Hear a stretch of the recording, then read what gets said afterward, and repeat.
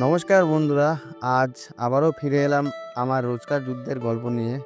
রাঙাপানি থেকে মাছ কেনা, দোকান বসানো আর সেই যুদ্ধ জয় করার এক একটা ধাপ। চলুন শুরু করি আজকে রবিবারের রোমাঞ্চকর গল্প। নমস্কার বন্ধুরা, আজ রবিবার আর রবিবার মানে যুদ্ধ। সকালে ঘুম থেকে উঠে দেখি বৃষ্টিতে পুরো উঠান ভিজে গেছে। তারপর আমি আমার ব্যাগপত্র গুছিয়ে গাড়িতে ভালো করে ঝুলিয়ে দিলাম, বেরিয়ে পড়লাম রাঙাপানি বাজারের দিকে। আজকে রবিবার সকালেই বেরোতেই একটু দেরি হলো, কারণ বৃষ্টি থামেনি সকাল থেকে, তাই একটু দেরি হয়ে গেছে। বাজারে গিয়ে দেখি বৃষ্টির মধ্যে তিরপল টাঙিয়ে মাছ বিক্রি চলছে। এদিক ওদিক তাকিয়ে দেখি মাছের গাড়ি খুব কম এসেছে। তখনই বুঝে যাই আজকে মাছের দাম অনেক বেশি হবে, আর মাছটাও খুঁজে খুঁজে কিনতে হবে, কারণ এখনও ঠিকমতো পাইকার আসেনি বাজারে। বৃষ্টিটা এখন একটু কমেছে, মানুষজন বাড়ি থেকে বেরোচ্ছে, বাজারের দিকে আসছে সব পাইকার। যা ভেবেছিলাম ঠিক তাই হলো, মাছের দাম অনেক বেশি যাচ্ছে আজ, তবুও তো মাছ কিনতে হবে। তাই ঘুরতে থাকলাম, কোথায় কি মাছ উঠছে আর কেমন দাম যাচ্ছে দেখতে থাকলাম।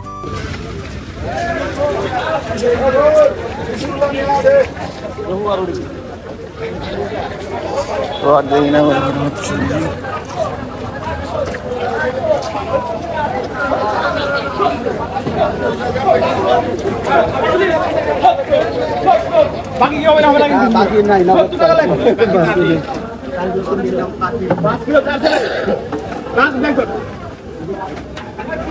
5 কিলো মাটি তো 10 টাকা ঠিক আছে কত 10 টাকা লাভ ভাই 180 টাকা দে এই তো আমাকে দে 70 70 70 70 না 70 টাকা বলে এরা টাকা দাও না কিছু দাও না আরে বুঝে নে বড় কি উঠছে বেসা যায় আইন বাই করিস তোরা এই নিয়ে আমি ওই যে এর ভাইয়ের সঙ্গে বলার সঙ্গে কম কাচাল করেছি কয় ঢলতা দেবো না কি আইন আবার? আরে 1 কেজি মাছ দিলে ঢলতা দেবে এরকম করে কয় 1 কেজি মাছ দাম 600 700 800 টাকা না ওই মাছটা আবার ওদিন ভাই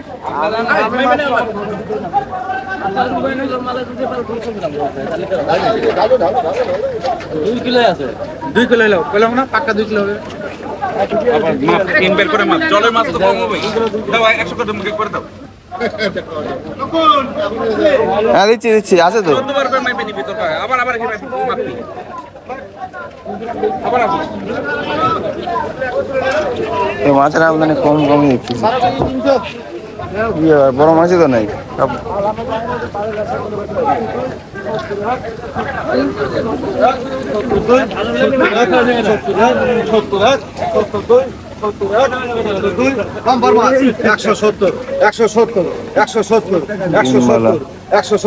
বলবে কেউ সারাদিন 72 73 17 কিলো 500 মির্কেটাও দিয়ে দিতা 2 কিলো তখন কাতলা ডিম বাদ দিবি এটা ডিম বাদ দিতে 285 দে 285 হ্যাঁ 86 আর কত সাথে কোন পুকুরের মাল নিয়ে গেছিলেন সাদা মাছ নিয়ে রিটার্ন করছে কোন পুকুরের মাল নিয়ে করছে 288 90 হ্যাঁ ওরে তো মাছ খায় না তুমি যাই বলে যদি বলতাম রমু কাঠির মাল 43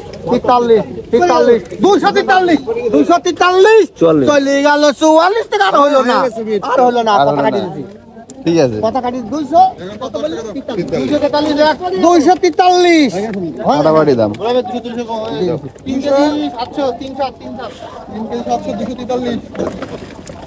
243 পয়সা দিছে আবার আও এই যে 243 তাই না পড়ছে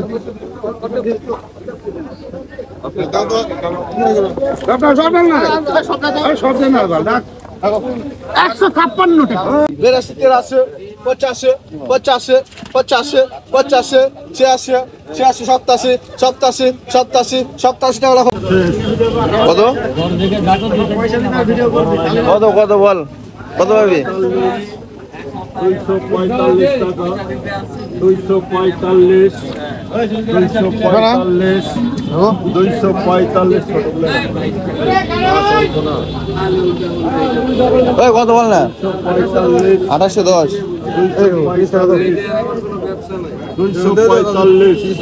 245 লেখো নিলে মাছ 10 টাকা 11 টাকা 11 হাই দাম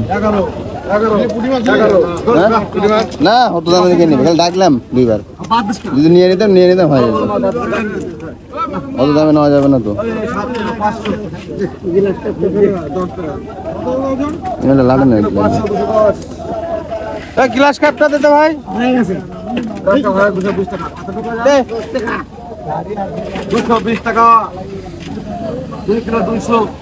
দাম বেশি হওয়ার জন্য কোনো মাছ আর কিনতে পারতেছি না ঘোরাঘুরি 170 টাকা 170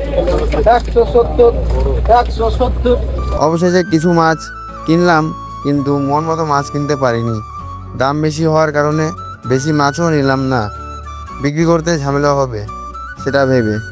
কাস্টমারের সঙ্গে দাম নিয়ে ঝগড়া লাগতে পারে, এই চিন্তা করে আমি কম মাছ নিয়েই দোকানের দিকে রওনা দিলাম।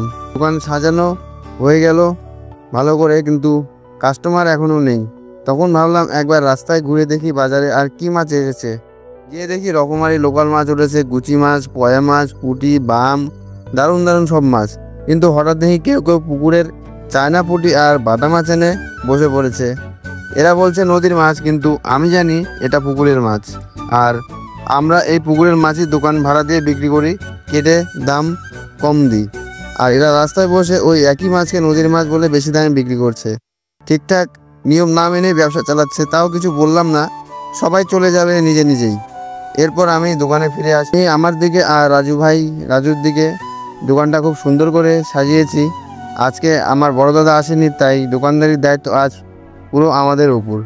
পিছনে আরও ভাইয়েরা থাকবে আমাদের সাহায্যে। সময় গড়িয়ে গেল আর দোকানের বেচাকেনা শুরু হয়। ধীরে ধীরে বাটা মাছ, পুঁটি মাছ বিক্রি হতে থাকে।